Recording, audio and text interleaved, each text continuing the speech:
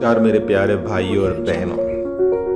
मैं आज आपको अपनी भाषा या तो अपना वक्तव्य या तो अपनी स्पीच, अपना भाषण किस तरह हम दमदार बना सकते हैं, इसके बारे में मैं आपको मिलो। चाहे अपने स्कूल में हो, चाहे कॉलेज में हो, चाहे बिजनेस करते हो, चाहे दुकानदार हो, चाहे आप पॉलिटिक्स लीडर हो, चाहे टीचर हो, सभी से कुछ ना कुछ कम्युनिकेशन करते रहो जिनकी वजह से आपकी भाषा अच्छी बन सकती है। यानी आप फ्लुएंस बोल सकते हो, चाहे हिंदी में हो चाहे इंग्लिश में हो। यानी फ्लुएंस फटाफट, आपके पास शब्दों की कमी नहीं रहेगी। यानी सभी से कुछ न कुछ जानने का प्रयास, आपके पास जिज्ञासा वृत्ति होनी चाहिए, जिसके कारण आपके पास शब्द भंडोर अगर कम पढ़ाई करते हो तभी भी अच्छा बन सकता है। इसके बाद आपकी बातचीत का दायरा बढ़ाना चाहिए।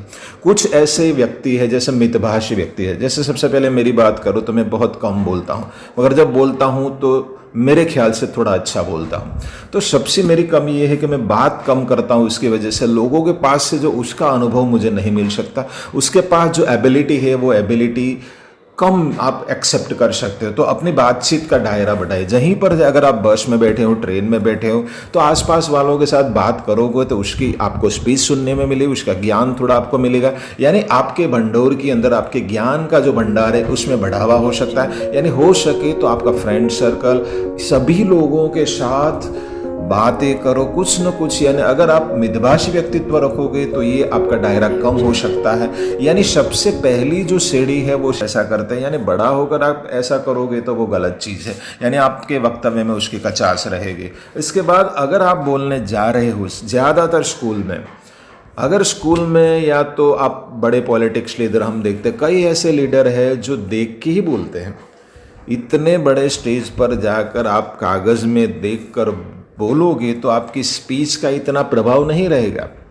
कई ऐसे नेता मैंने देखे हैं जो अपने पूरी हजारों की मेदनी के बीच में, अगर बच्चा बोलता है तो मान लेते हैं कि भाई 1 से 12 तक का बच्चा तो ऐसा बोल सकता है। कागज़ में देखकर बोलोगे तो आपकी जो चेष्टा होती है, हाव भाव होते हैं, कम्युनिकेशन के लिए आपको हाथ दुनिया जो ऑडियंस है उसके सामने फैलाना पड़ता है, वो आप नहीं कर सकते। चेहरे के जो एक्सप्रेशन है वो आप नहीं कर, अपनापन लाना है वो नहीं कर सकते हो। इसीलिए कागज़ में देखकर कभी अपना वक्तव्य मत देना। अगर कंपटीशन है तो आपका नंबर कभी नहीं आएगा। अगर बच्चे दो तो भी आपके माइनस पॉइंट हो सकते हैं। इसीलिए वक्तव्य देना है तो मौलिक रूप से दो। यानी इसीलिए पूर्व तैयारी करना ज़रूरी है। अगर वक्तव्य देने जाते हो उसी समय आपके अंदर बहुत डर रहता है। अगर डर में वक्तव्य दोगे तो ज़रूर आप सक्सेस नहीं हो सकते हैं। क्योंकि इसमें क्या है, अगर आप स्टेज फियर कम है, आपके पास स्टेज फियर नहीं है, तो उससे क्या होता है कि आपके अंदर का डर है वो बाहर निकलता है। उसी टाइम में निकलता है जैसे बेसमेन खेलने जाता है तो जब वो तो उसके रूम में होता है तब तो बराबर है, मगर जब ग्राउंड में पहुंचता है तब अपना कॉन्फिडेंस लो होता है। उसके कारण जो अंदर की मेन शक्तियां हैं वो कम होने लगती है। आप भी अगर स्टेज पे बोलने जाते हो और डर आपके ऊपर हावी हो जाएगा तो आपको शरीर में वाइब्रेशन आएगा और उसके बाद अगर आप जो बोलना चाहते हो वो सभी डिस्ट्रॉय हो जाएगा और जो बोलना है वो साइड पे रह गया और कोई दूसरे शब्द निकल जाते हैं। यानी आपका प्रभाव नहीं पड़ सकता। इसीलिए अपने आप को पूरा तैयार करो। पूरा तैयार हो, आपको पूर्व तैयारी होगी तो ज़रूर आपके अंदर कॉन्फिडेंट होगा और डर का नामो निशान नहीं रहेगा। धैर्य और आत्मविश्वास भरा वक्तव्य दो। अगर आप बोलने जाते हो तो आपके पास पैशन ज़रूर होना चाहिए, क्योंकि जितने शांति से आप वक्तव्य का शुरुआत करोगे उससे क्या होता है कि जैसे डोमिनेटेड खेल खेलते हैं, जैसे राहुल द्रविड़ खेलने आते हैं तो बहुत ही शांति से काम करते हैं, उसी तरह धीरे धीरे आप आत्मविश्वास बढ़ता जाएगा। जैसे पब्लिक की तालियां बजेगी तो आपके अंदर आत्मविश्वास बढ़ेगा।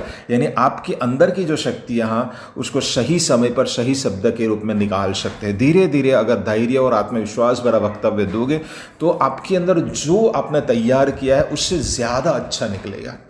जैसे जब खिलाड़ी खेलने जाता है और 1-2 चौके लग जाते हैं, बाद में नहीं मारना चाहता फिर भी वो बॉल को मार सकता है, क्योंकि उसके अंदर आत्मविश्वास और पैशन के कारण कुछ और शक्तियाँ भी निकलने जाती है। जैसे डर के कारण क्या होता है, शक्तियाँ वो भी खलाश हो जाती है।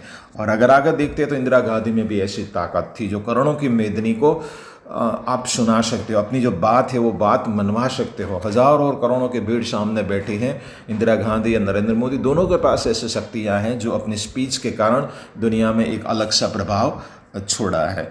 श्रोताओं में अपनापन बनाए। जब आप स्टेज में बोलने जाते हो स्टेज पर, तो उसी समय लोगों के सामने फेस टू फेस कांटेक्ट करो, उसके आइज़ में, मैं ऐसा तो नहीं बोलता हूँ कि उसके आइज़ में आइज़ डाल के बात करो, मगर जब दूर है, ऑडियंस आपसे बहुत दूर है, तो आपकी जो हाथ की पोजीशन है, आपकी आइज़ की जो पोजीशन है, सभी ऑडियंस के बीच में होनी चाहिए। इसी वक्त ऑडियंस को ऐसा लगेगा कि ये मेरी तरफ देख के बोलते हैं, या तो अपनापन का भाव आ जाता है। मेरे प्यारे भाइयों और मेरे प्यारे दोस्तों, आप किसी को नहीं पहचानते, फिर भी आप अगर ऐसा बोलते हो, इसके कारण क्या होता है, अपना एक प्रभाव आ जाता है, और उसी प्रभाव के कारण लोग अपनापन समझते हैं। लोग आपको, आपके भाषण को पसंद करेंगे और आपको भी बोलने की बहुत मज़ा आएगी। इसलिए श्रोताओं के साथ अपनापन बनाए रखें। ये जो कुछ है, अपनी पढ़ाई को ज़्यादा बढ़ाओ, जिसके कारण अपना वक्तव्य अच्छा बन सकता है। यानी मेरे प्यारे भाइयों और बहनों, अगर आपको अपना भाषण या तो स्पीच अच्छी बनानी है, तो जो कुछ मैंने टिप्स दी है वो ज़रूर आपको काम लग सकती है। बराबर आत्मविश्वास भरा, निडरता से, बराबर अगर आप वक्तव्य दोगे तो ज़रूर आप सफल हो सकते हो। अगर आपको पसंद आए तो लाइक और शेयर ज़रूर करना। Thank you very much.